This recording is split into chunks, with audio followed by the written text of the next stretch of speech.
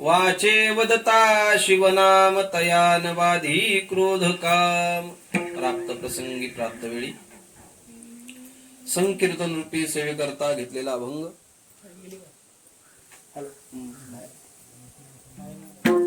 पैठण निवासी शांतीब्रह्म एकनाथ महाराज यांचा आहे.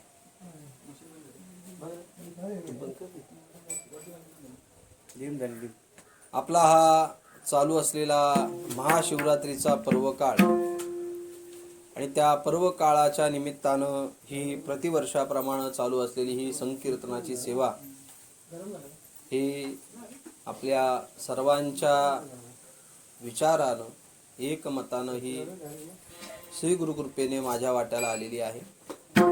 प्राप्त झालेल्या वेळेमध्ये या अभंगाशी आपल्याशी जेवढं हितगुज करता येईल तेवढं करण्याचा मी प्रयत्न करणार आहे.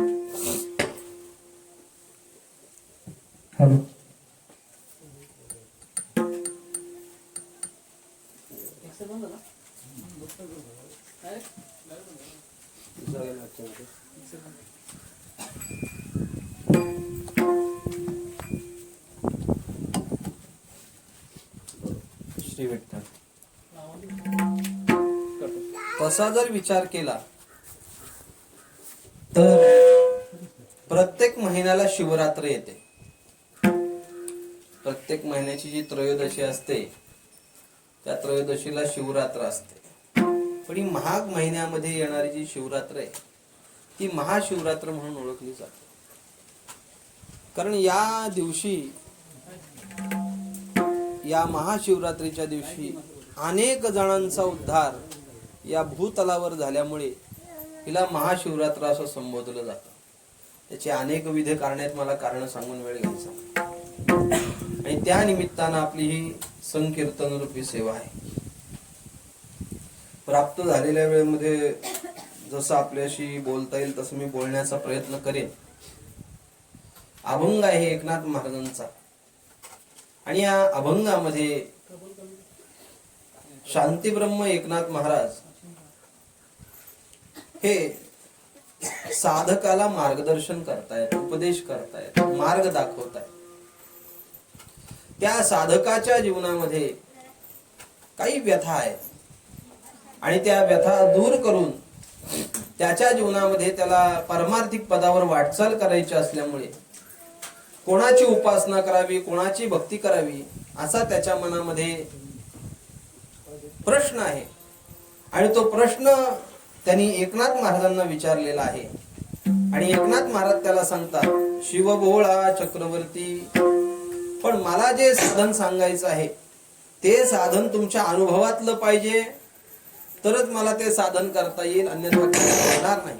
आणि म्हणून तुमच्या अनुभवातलं साधन सांगा. मग महाराज त्याला सांगतात, त्याचे पाय माझे चित्ती, त्या भगवान शंकराची मी उपासना केली त्याचा परिणाम माझ्या जीवनामधलं वाचे वदता शिवनाम तयान बाधी क्रोध काम. माझ्या जीवनामध्ये मी त्या भगवान शंकराचं स्मरण केल्यामुळे, शिवनामाचं पठण केल्यामुळे, नामस्मरण केल्यामुळे त्याचा परिणाम असा झाला, तयान बाधी क्रोध काम. दुसरी काय त्यांनी अनिष्ट निवृत्ती झाली, इष्ट प्राप्ती काय झाली. महाराज म्हणतात, धर्म अर्थ काम मोक्ष शिवा देखता प्रत्यक्ष. जे 4 पुरुषार्थ आपल्या शास्त्रानं सांगितले ते 4ही पुरुषार्थ भगवान शंकराला पाहिल्या पाहिल्या आपल्याला प्राप्त होतात. शिवा देखता प्रत्यक्ष. आणि असा जो भगवान शंकर आहे, परमात्मा आहे, त्याची एवढी ताकद आहे, एवढा सत्ताधारी आहे का कळी काळ सुद्धा त्याला घाबरतो. एका जनार्दनी शिव निवारी कळी काळाचा भेव. म्हणून वाचे वदता शिवनाम तयान बाधी क्रोध काम. असा या 4-5 वाक्यामध्ये अभंगाचा सरळ सरळ भाव आहे. तसा जर विचार केला तर प्रत्येकाच्या जीवनामध्ये काहीतरी शंका असते, काहीतरी प्रश्न असतो आणि त्या प्रश्नाचं उत्तर तो प्राप्त करण्याच्या हेतूने प्रवास करत असतो. मानवी जीवनामध्ये आल्यानंतर माणसाला काही प्रश्न पडले पाहिजेत. आम्ही भक्ती करतो, पण ती भक्ती डोळे झाकून करण्यापेक्षा ती भक्ती डोळे उघडे ठेवून केली पाहिजे. अंध भक्तीला काही किंमत राहत नाही. का अंध भक्तीला किंमत राहत नाही? कारण अंध भक्तीमध्ये त्याच्या जीवनामध्ये त्याला भगवंताची किंवा ज्या ध्येयाची जो भक्ती करतोय त्याची प्राप्तीच होणार नाहीये. अंधभक्ती म्हणजे काय? केवळ स्वतःच्या स्वार्थासाठी भक्ती करणं, याला अंधभक्ती म्हणतात. आणि अशी अंधभक्ती किती काल केली म्हणजे त्याला प्राप्ती होईल सांगता येत नाही, होणारच नाही प्राप्ती.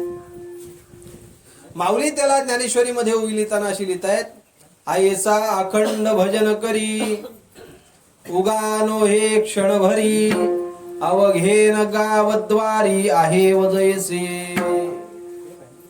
त्या भक्ती करणाऱ्याला ज्ञानेश्वर महाराजांनी आहेवची उपमा दिली. आहेव म्हणजे काय? सोप्या भाषेत अजून सांगायचं झालं तर तिला वेश्या म्हणतात. अखंड भजन करतो पण क्षणभर त्याच्या चित्तामध्ये स्थिरता नाही. त्याचं चित्त सारखं अनेक देवांच्या भक्तीमध्ये गुंतलेलं आहे. त्याला महाराज म्हणतात आहे वजैसे. ही अंध भक्ती झाली, डोळे बंद करून भक्ती करणं. म्हणजे एका देवावर विश्वास नसणं.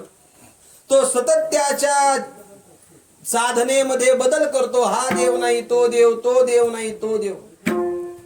मग त्याला त्या परमात्म्याची प्राप्ती होत नाही. पण मानवी जीवनामध्ये आल्यानंतर माणसाला प्रश्न पडले पाहिजे, समस्या निर्माण झाल्या पाहिजे. आणि ज्याला समस्या निर्माण होतात त्या समस्यांचं निराकरण माणूस करू शकतो, अन्यथा समस्यांचं निराकरण माणसाला करता येत नाही. निर्माण झाले पाहिजेत प्रश्न. माझ्या जीवनामध्ये मला काहीतरी मिळवायचं आहे आणि काहीतरी घालवायचं. एक लक्षात ठेवा, चांगलं माणसाला मिळावं वाटतं का वाईट माणसाला मिळावं वाटतं? चांगलं मिळावं वाटतं, वाईट मिळावं असं वाटत नाही. देवाकडे प्रार्थना करताना लोक असं म्हणतात, देवा हे 5 नारळाचं तोरण तुला मी बांधतो, पण माझ्या जीवनामध्ये काय झालं पाहिजे? चांगलं. सामान्य जीवाची ही अपेक्षा आहे असं नाही. संत महात्म्यांची सुद्धा हीच अपेक्षा आहे.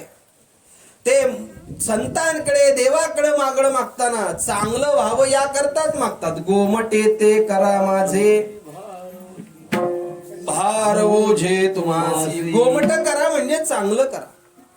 प्रत्येकाच्या जीवनामध्ये चांगलं होण्याच्या अगोदर बरं मला सांगा, वाईट राहून चांगलं मिळावं असं वाटतं का वाईट जाऊन चांगलं मिळावं असं वाटतं? हा, अजून सोपं सांगतो तुम्हाला. शेतामध्ये शेती करत असताना शेतकरी डायरेक्ट पेरणी करतो का अगोदर त्या शेतीची मशागत करतो? अगोदर मशागत करतो. डायरेक्ट जर पेरणी करायला गेला तर होणार नाही का? होणारच नाही. कशी काय होईल? त्याच्यामध्ये असणार गवत, तृण, हरणी फिरणी सगळं, चुकून आलेला गांजा तो पण काढायला लागतो. चुकून आलेला म्हटला तो काढायला लागतो. म्हणजे ते घाण साफ केल्याशिवाय त्याच्या शेतामध्ये त्याला पेरणी करता येत नाही. पूर्वी श्री गुरु महाराज त्या काळामध्ये रंगीत फेटे येत नव्हते. मग ते बदलापूरला स्वामी मोहनानंदगिरी राहायचे. त्यांच्याकडनं ते संन्यासी असल्यामुळे त्यांचे कपडे भगवे असायचे आणि मग ते बाबांना तो रंग आणून द्यायचे, कपड्याला द्यायचा रंग. फेटा अनेक दिवस बांधला सफेद कलरचा आणि त्याला रंग द्यायचा आहे. तर रंग द्यायच्या अगोदर तो फेटा तसाच्या तसा रंगात बुडवला जात नव्हता. त्याला लय डोक्याला ताप असायचा. मग तो फेटा, आता हा मी फेटा 10-15 दिवस बांधला, याला तेल लागलंय, काय लागलंय, अबीर लागलाय, काय लागलंय. असा जर मळलेला फेटा आणि त्याला जर कलर द्यायचा मी ठरवला, कलर द्यायची प्रक्रिया आहे. पाणी गरम करायचं, त्याच्यात 2 पासा मीठ टाकायचं, ते पाणी चांगलं उकळून द्यायचं, मग त्याच्यात कलर टाकायचा, मग त्याच्यात फेटा बुडवायचा. आता 15 दिवस मळलेला, 20 दिवस मळलेला, डोक्याला बांधलेला फेटा तसाच्या तसा कलर मध्ये जर आपण बुडवला तर त्या फेट्याला रंग बसत नव्हता बसत. मग काय करायचं? रंग द्यायचा ना कपड्याला. मग अगोदर त्या कपड्यातना असलेला मळ बाहेर काढावा लागतो, म्हणजे तो कपडा स्वच्छ धुवावा लागतो. एकदा तो कपडा स्वच्छ धुतला का मग तुम्ही कुठल्याही कलर मध्ये टाका, तो कलर त्या कपड्याला बसायचा. म्हणजे एखादा कपडा धुणं म्हणजे अनिष्ट निवृत्ती झाली आणि त्याच्यावर रंग चढवणं ही इष्टप्राप्ती झाली. अजून सोपं सांगतो. पूर्वीच्या काळामध्ये आपल्याकडे भांडी होती, पितळेची, तांब्याची, काश्याची. अरे होती का नव्हती? बोला. होती. पण आता विज्ञानानं प्रगती केली आणि मग ती प्रगती होत होत होत होत होत मध्ये मध्ये अल्युमिनियमची ताटं वापरली जायची. आता सुद्धा अल्युमिनियमचे आपण जर्मनचे ते काय म्हणतात कुकर, पातेली, ही सगळी जर्मनची वापरतो आपण. तशी प्रगती होत होत आता आपण लोखंडात जेवायला लागलो. स्टेनलेस स्टील म्हणजे काय? लोखंडच आहे. लोखंडात जेवायला लागलो. पण एक लक्षात ठेवा, जर्मनच्या भांड्यामध्ये जर अधिक काळ आपण सेवन केलं अन्न शिजवून तर आपल्याला अस्थमा, दमा, TB, diabetes, sugar, BP, heart attack असे अनेक प्रकारचे रोग होणार. कशात खाल्लं तर? जर्मनच्या भांड्यात खाल्लं. आणि हे का माझ्या पदरचं नाही सांगत, वैज्ञानिकानं सिद्ध करून दिलेलं. जर्मनच्या भांड्यामध्ये माणसानं अन्न शिजवून खाऊ नये. त्यातल्या त्यात त्या कुकरमध्ये तर अजिबात शिजवून खाऊ नये, कारण कुकरमध्ये अन्न शिजत नाही, तर कुकरमध्ये अन्न फुटतं. अन्न शिजण्याची क्रिया वेगळी आहे आणि अन्न फुटण्याची क्रिया वेगळी. लोकांना कळतच नाही. लोक काही काही बापाना पोरीचा एवढा अभिमान असतो, पोरगी अर्ध्या तासात 20 माणसांचा स्वयंपाक बनवल. काय करायचंय? कुकरला 3 शिट्ट्या झाल्या का जेवण झालं. अरे त्या 3 शिट्ट्या त्याची 30 वर्ष आयुष्य कमी करते, त्याचा विचार कर. तर पूर्वीच्या काळामध्ये ती पितळेची भांडी, तांब्याची भांडी, काशाची भांडी असायची, टोपश्या असायच्या, त्याच्यामध्ये जेवण केलं जायचं. बरं, बाजारातनं टोपशी आणल्या त्याच्यात जेवण बनवायचे का? नाही. अगोदर त्याला कलई केली जायची. कलई करून अनेक दिवस त्याच्यामध्ये अन्न शिजवलं जायचं. बरं, त्या कलईचा पण नियम असा असायचा, एकदा भांड्याला कलई केली, त्याच्यामध्ये अन्न शिजवलं, भाजी बनवली का ती भाजी बनवल्यानंतर त्या भाजीमध्ये फोडणीला टोमॅटो टाकायचा नाही, त्या भाजीमध्ये चिंचेचा कोळ टाकायचा नाही. का? हे टाकलं तर दिलेली कलई लवकर उतरते, असा त्याचा नियम. मग अनेक दिवस तो टोप वापरला कलई केलेला, त्याची कलई उतरली. कलई उतरली कशी काय समजते? चांदीसारखा भाग असतो तो निघून जातो. आणि मग त्याच्यात जर अन्न ठेवलं तर ते कळकटतं, हिरव्या कलरचं पडतं आणि विषबाधा होण्याची संभावना असते. मग गावामध्ये एक जण तांबट आला. कोणाला? कलई देणाऱ्या माणसाला तांबट म्हणतात. तो तांबट आल्यानंतर त्याचा पंखा सोबत असतो, असणारी लाख सोबत असते, भांडी साफ करायला नवसागर. आता नवसागर नाही लोकांना लागत, पूर्वी लागायचा. तो नवसागर, चिंधीचा गोळा, असं सगळं त्याच्या सोबत असायचं. मग तो सोबत घेऊन गावात आला. मग तो आवाज द्यायचा, कलई करणार, कलई करणार, कलई करणार. मग दुपारच्या वेळेला जेवण झाल्यानंतर महिला काय करायची? थोडा आराम करू, आणि आराम केल्यानंतर आपण काय करू? भांडी घासू, असा विचार करायची. आणि विचार केल्यानंतर ती झोपायला गेली का हा कलईवाला यायचा. कलईवाला आला का हिची घाई व्हायची. ही तशीच्या तशी खरकटी टोपं त्याच्या समोर ठेवायची, द्यावं लवकर कलई करून. तो म्हणायचा, ताई याची कलई होईल, पण ही खरकटी भांडी अगोदर तुम्हाला नीट घासून द्यावी लागते. जोपर्यंत यांचा खरकटेपणा जाणार नाही तोपर्यंत मी काय, माझा बाप येऊन कलई करायला बसला तरी कलई बसणार नाही. म्हणजे खरकट भांड घासणं, धुणं हे झालं अनिष्ट निवृत्ती, आणि त्याला कलई देणं ही झाली इष्ट प्राप्ती. आता अशी उदाहरणं तुम्ही भरपूर बनवू शकता, भरपूर बनवताय. कपडा धुणं अनिष्ट निवृत्ती, कपड्याला इस्त्री करणं इष्ट प्राप्ती. आता मला सांगा, प्रत्येकाच्या जीवनामध्ये वाईट वाईट गोष्ट जावी असं वाटते आणि चांगली गोष्ट प्राप्त व्हावी असं वाटते, यालाच अनिष्ट निवृत्ती इष्ट प्राप्ती म्हणतात. मला सांगा, पाप राहावं कोणाला वाटतं? वाटतं कोणाला? अरे पाप तरी कुठं जाईल, यावं त्यांनी माझ्या वळचणीला, मी सांभाळतो त्याला, असं कोण म्हणतं का? म्हणत. बरं, नुसतं पाप जावं असं वाटत नाही, तर त्याच्या जीवनामध्ये त्याला पुण्य प्राप्त व्हावं असं सुद्धा वाटतं. म्हणजे एकाची निवृत्ती झाली का दुसऱ्याची प्राप्ती व्हावी असं वाटते. अभ्यास केल्यानंतर मार्क जास्त पडावे म्हणजे त्यांनी शरीर झिजवले अभ्यासासाठी आणि मार्क चांगले मिळावेत ही इष्टाची प्राप्ती त्याला वाटते. तसा हा जो साधक आहे याच्या जीवनामध्ये तो काही ध्येय ठेवून परमार्थाला निघाला, आणि ध्येय ठेवून परमार्थाला निघाल्यामुळे त्याने त्याच्या जीवनाचा धांडोळा घेतला का माझ्या जीवनामध्ये अनेक पद्धतीनं काहीतरी त्रुटी निर्माण झालेल्या आहेत आणि त्या त्रुटी कुठंतरी भरून काढाव्यात, त्या त्रुटी कुठंतरी निघून जाव्यात अशी त्या साधकाची अपेक्षा आहे. म्हणजे त्यांनी अनेक वर्ष साधना करून सुद्धा त्याच्या जीवनामध्ये काही समस्या आहेत, त्या समस्या निघून जाव्यात अशी त्या साधकाला इच्छा निर्माण झालेली आहे. आणि तो साधक विचार करतोय असे कोणतरी आपल्याला भेटावेत का ते आपल्या या समस्यांचं निवारण करतील, असा कोणतरी भेटावा, माणसाला भेटावा असं वाटलं पाहिजे. प्रश्न निर्माण झाल्याशिवाय त्या प्रश्नाची उत्तर निर्माण होतो, म्हणून आमचा प्रश्न निर्माण होत नाही. अरे ज्याला प्रश्न निर्माण होत नाही त्याला दगड म्हणतात. माणसाला प्रश्न निर्माण झाला पाहिजे.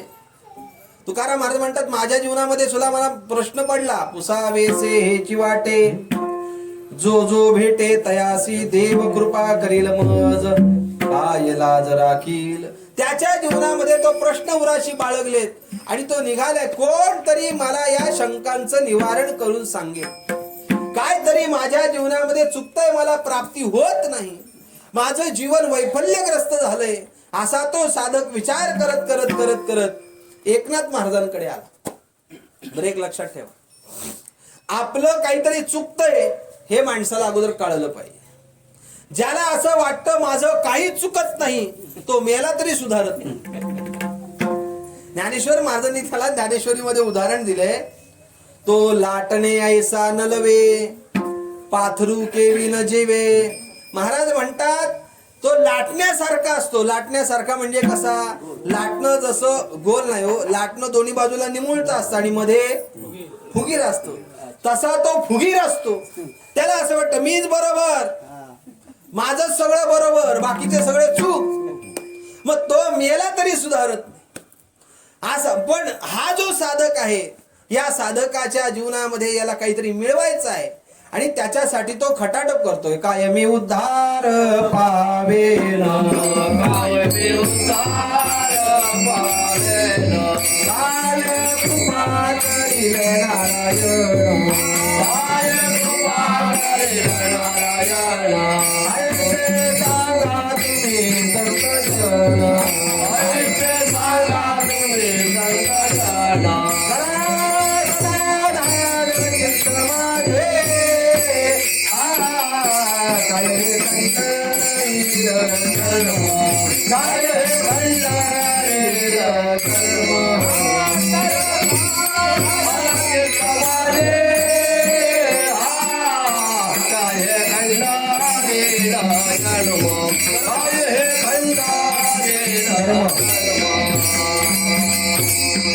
आपल्या जीवनामध्ये काहीतरी मिळालं पाहिजे याच्या हेतूने आपण पुढे मार्ग आक्रमण केला पाहिजे.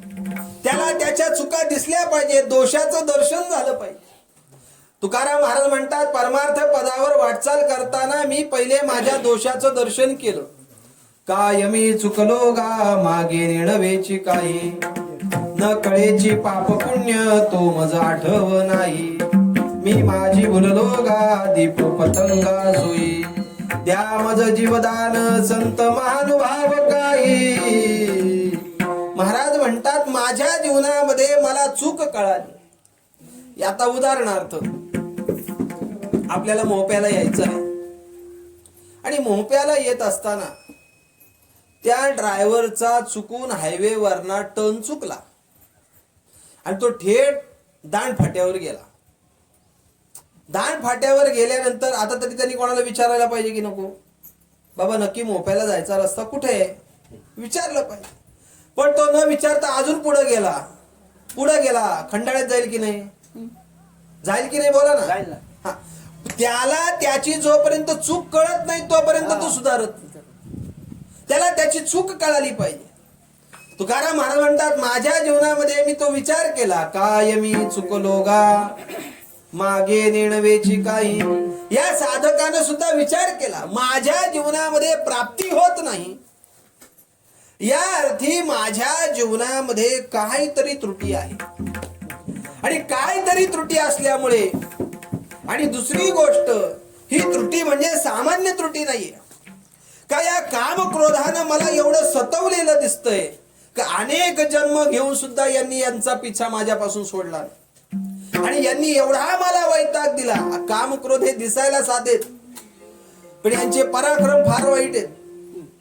नाथ महाराज म्हणतात कामाजी कोतवाल याने नागविले बहुतासी. कामाजी कोतवाल याने नागविले बहुतासी. हरी हरासी अभृंगे तू भजनाई त्यासी. जमदग्न दुर्वास नाडले मान मानुषी. क्रोधाजी फौजदार तोही मिळाला त्यासी. जोहार बाय बाल जोहार मी काया पुरीचा महार. जोहार बाय बाल जोहार मी काया पुरीचा महार. जोहार बाय बाल जोहार मी काया पुरीचा महार. जोहार बाय बाल जोहार मी काया पुरीचा महार.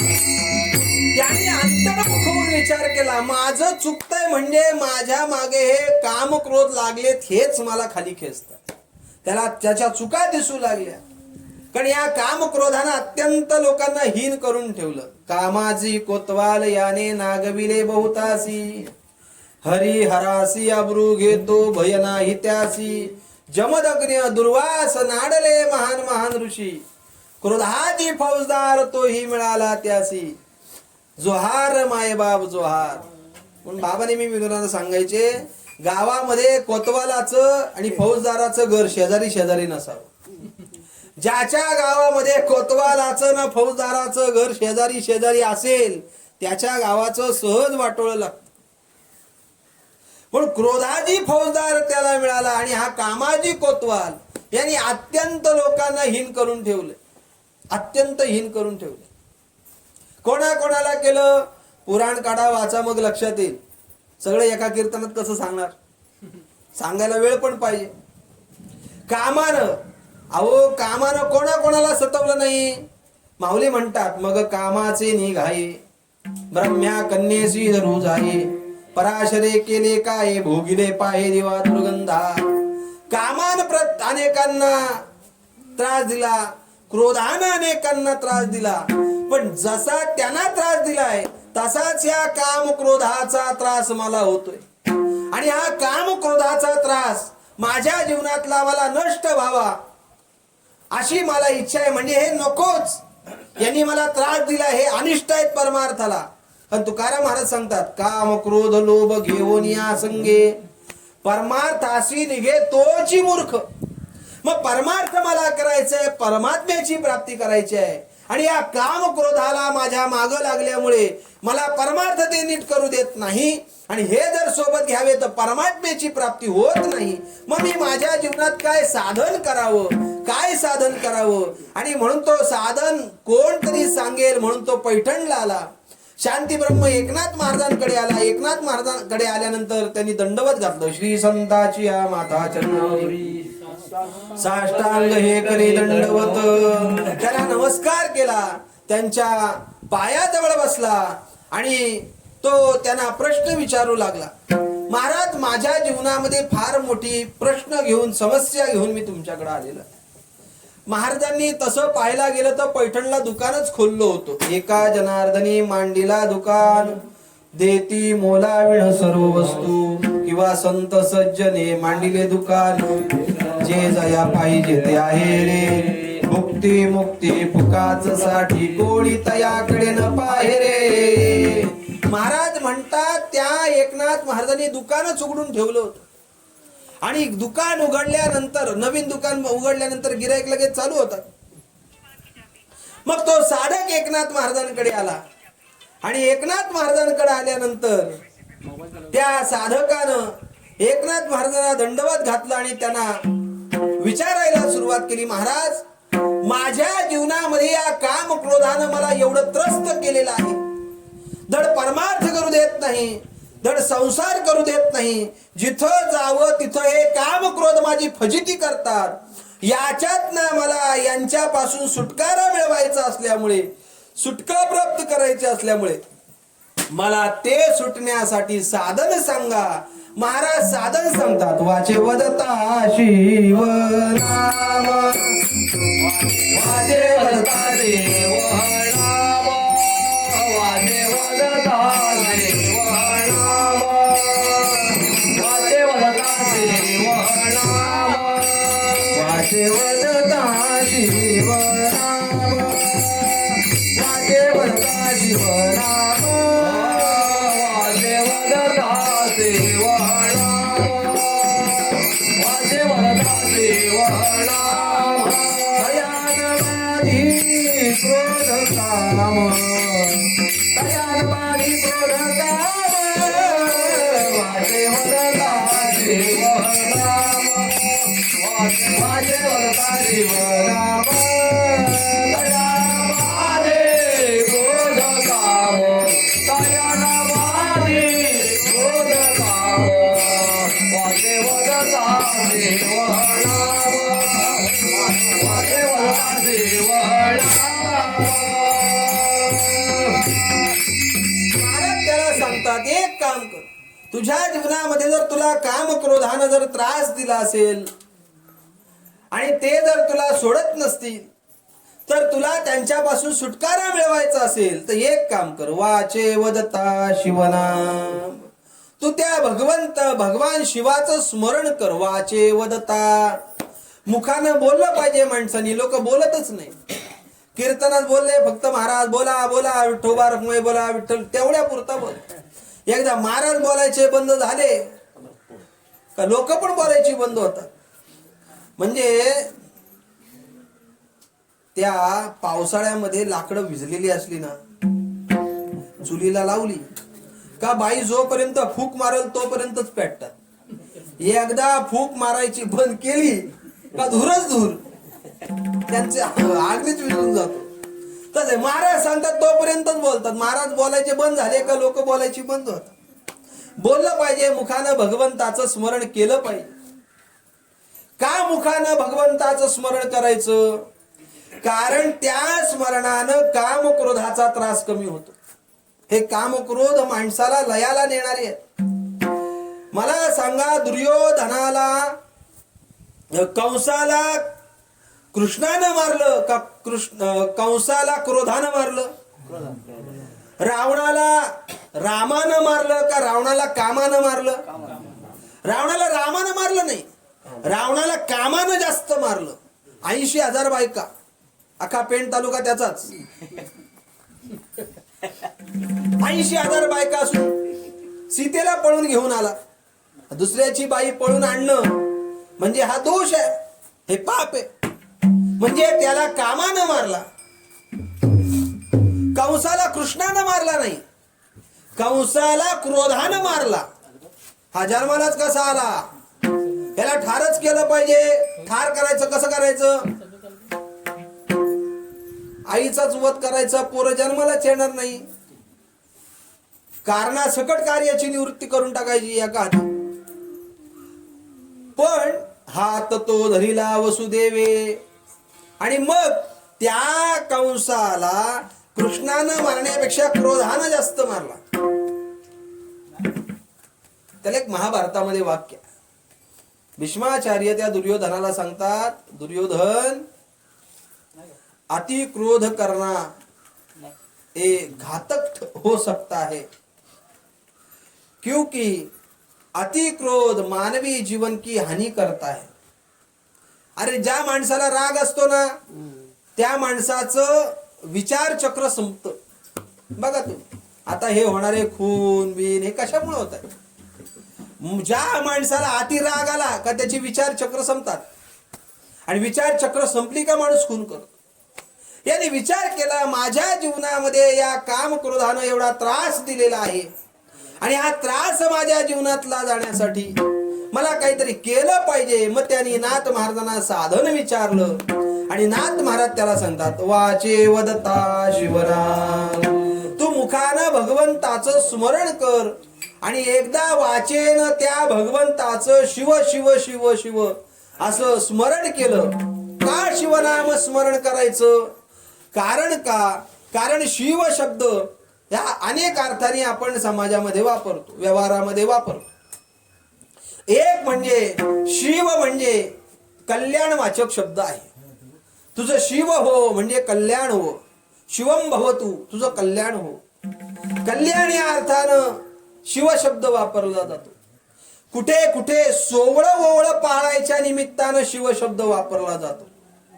एखाद्याने सोवळं नेसलं किंवा स्नान केलं, स्नान केलेल्या माणसाचा नियम असा आहे, त्यांनी स्नान न केलेल्या माणसाला शिवू नये असा नियम. आता कोणाला नियम सांगायचे, ज्यांनी सांगायचे त्यांचे ढाब्यावर बसले तर आपण काय करायचं? आता सोवळं ओवळं पूर्वी पाळलं जायचं, त्यांनी शिवू नये. शिवू नये म्हणजे काय?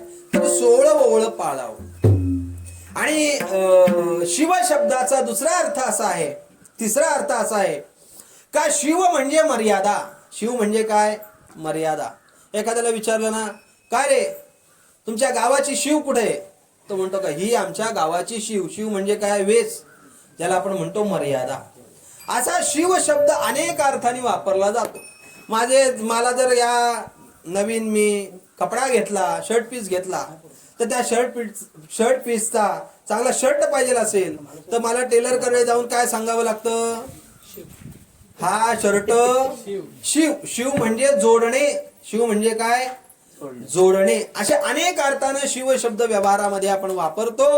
आणि शिव शब्द हा कल्याणवाचक असल्यामुळे मानवी जीवनामध्ये तुझं कल्याण व्हावं असं वाटत असेल तर त्या भगवंताचं शिव हे नाम आहे, हे नाम तू मुखामध्ये धारण कर. वाचे वदता शिवनाम. त्याचा परिणाम काय होईल? का तुझ्या जीवनामध्ये ज्या काम क्रोधाचा तुला त्रास झालेला आहे, ज्यांनी तुला हीन करून सोडलेला आहे, अशा काम क्रोधातना तुला मोकळं करण्यासाठी त्या भगवान शिवाचं स्मरण कर. तयान बाधी क्रोधकाम. त्या कामाची आणि क्रोधाची बाधा तुझ्या जीवनामध्ये होऊ नये असं वाटत असेल तर तुला त्या शिवाचं स्मरण करावं लागेल. वाचे वदता शिवनाम तयान बाधी क्रोधकाम.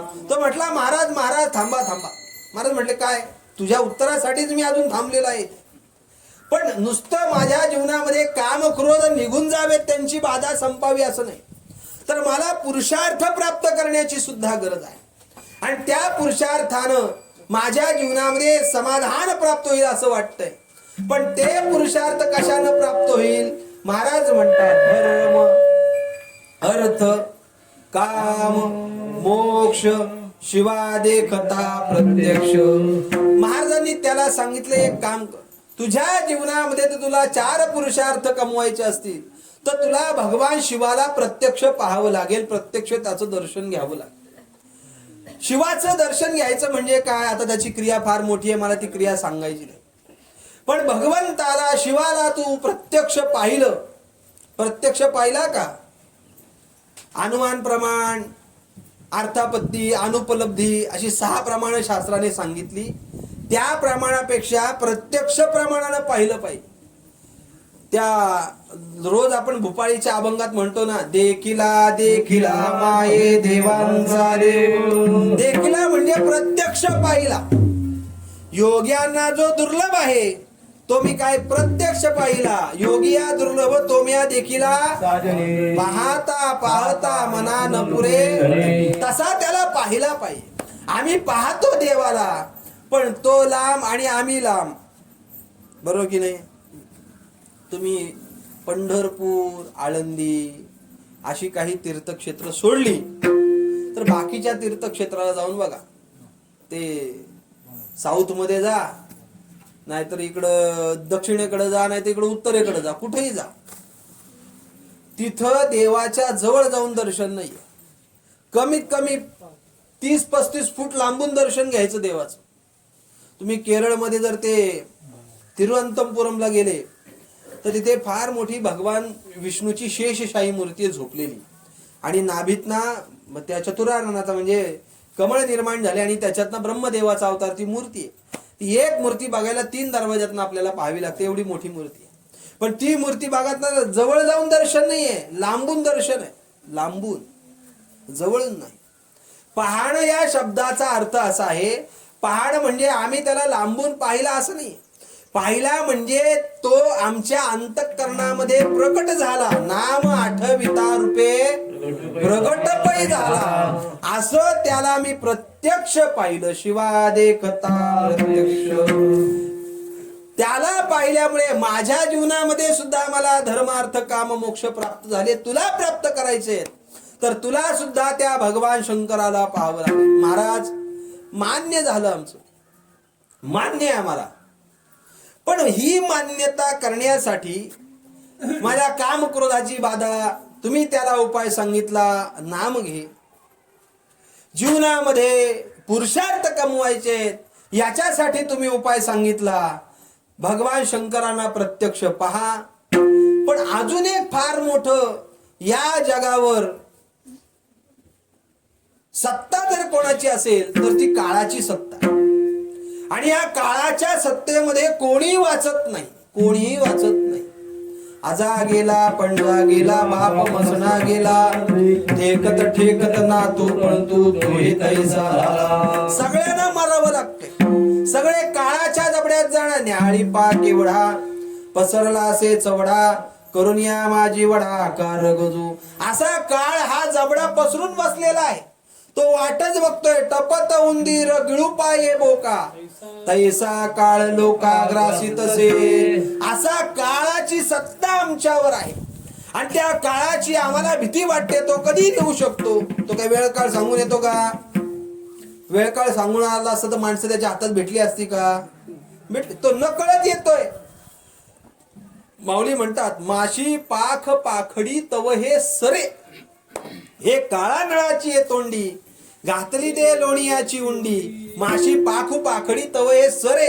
माशीला पंख फडफडायला जेवढा वेळ लागत नाही त्याच्या आत तो घेऊन जातो काळ. मग या काळाची सत्ता आमच्यावर आहे. ही काळाची सत्ता सुद्धा आमच्या जीवनात निघून जावी यासाठी आम्हाला साधन सांगा. महाराज सांगतात का ते साधन मी तुला सांगतो का, काय कर तू. त्या तुझ्या जीवनामध्ये तुझ्यावर जर काळाची सत्ता जावी असं वाटत असेल तर माझ्या अनुभवातलं तुला साधन सांगतो का, ते साधन म्हणजे भगवंताची भक्ती करणं. त्या शिवाची जर भक्ती केली तर तुझ्या जीवनामध्ये असणारी काळाची भीती ही संपेल. एका जनार्दनी शिव, एका जनार्दनी शिव,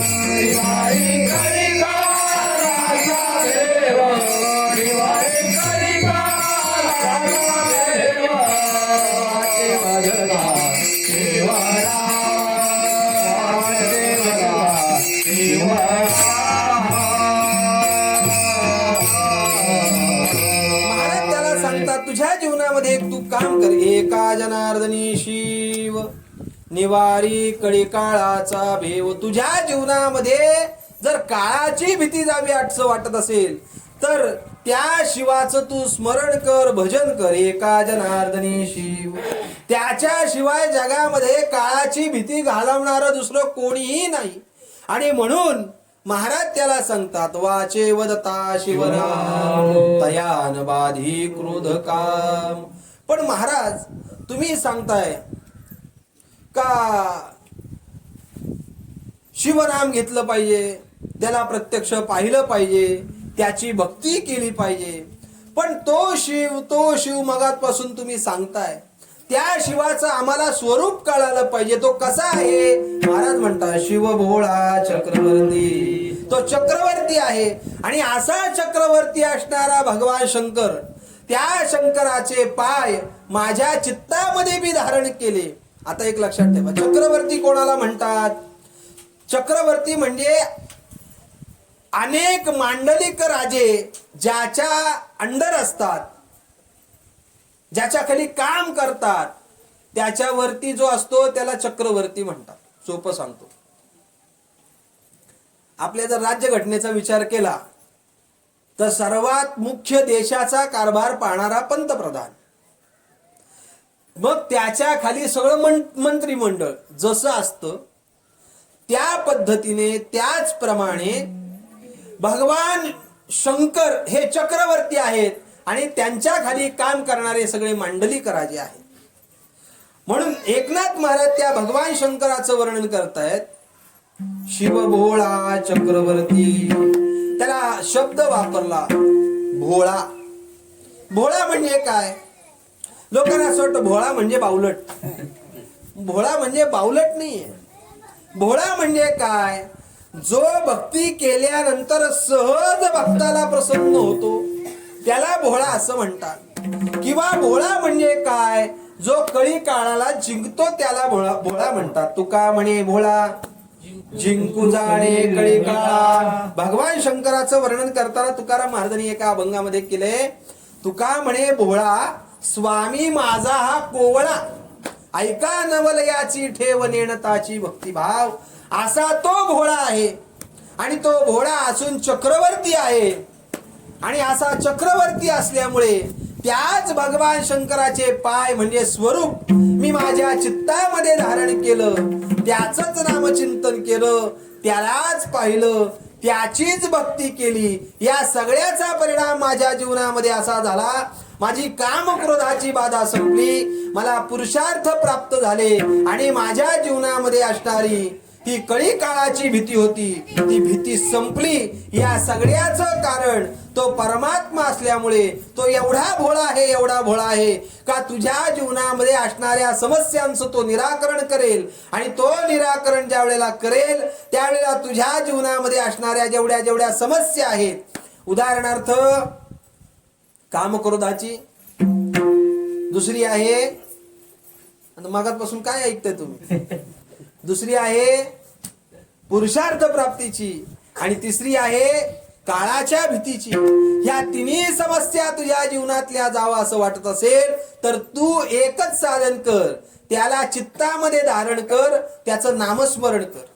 त्याचं नामस्मरण केल्याचा परिणाम धर्म अर्थ काम मोक्षाची प्राप्ती त्याला प्रत्यक्ष पाहून होईल. का? कारण नाम घेतलं भगवंताचं का त्याला प्रगट व्हावं लागतं. नाम आठविता रूपे, तो एकदा प्रगट झाला त्याला पाहिलं का तुला पुरुषार्थ भेटतील. आणि एकदा तो प्रगट झाला, त्या भगवंताची भक्ती केली का मग तुझ्या जीवनामधलं काळाची भीती संपेल. आणि माझ्या सुद्धा जीवनातली काळाची भीती संपल्यामुळे मी प्रत्यक्ष ते साधन केलं, आणि म्हणून तू सुद्धा ते साधन करावं अशी माझी अपेक्षा आहे. शिव भोळा चक्रवर्ती, त्याचे पाय माझे चित्ती, वाचे वदता शिवनाम तयान बाधी क्रोध काम. विठोबार कुमार विठोबार कुमार विठोबार कुमार विठोबार कुमार विठोबार कुमार विठोबार कुमार विठोबार कुमार विठोबार कुमार विठोबार कुमार विठोबार कुमार विठोबार